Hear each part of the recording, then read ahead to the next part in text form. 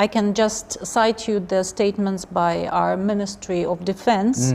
There are some military installations outside Kiev, and they were targeted by our precise arms.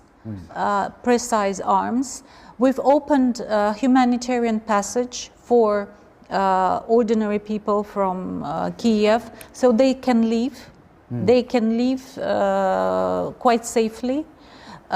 We know for a fact that the government in Kiev has distributed a lot of arms to just ordinary people and even criminals who were released from from prisons. We know that the Ukrainian army is using civilians as a life shield. They are placing the tanks and missiles inside the residential quarters.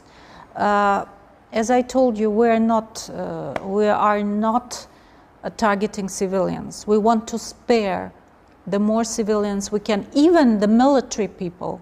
If they are ready to put down their arms and surrender, they can return to the families. They will not be persecuted. So we don't want Ukrainians to die. We want them to live and to be our good neighbors and friends. Last question, apakah ada yang ingin Ibu Ambasador sampaikan untuk closing statement? Yes, absolutely. First of all, we don't want war. We want peace. And the military operation was the last resort to prevent a bigger war from happening, because what we were seeing in Ukraine was a threat to our security, and in the long run the threat to the European security as well.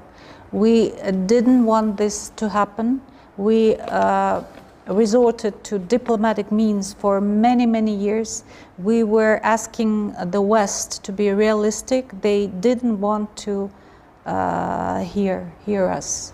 And as you say in Indonesia, Rusia tidak mau perang.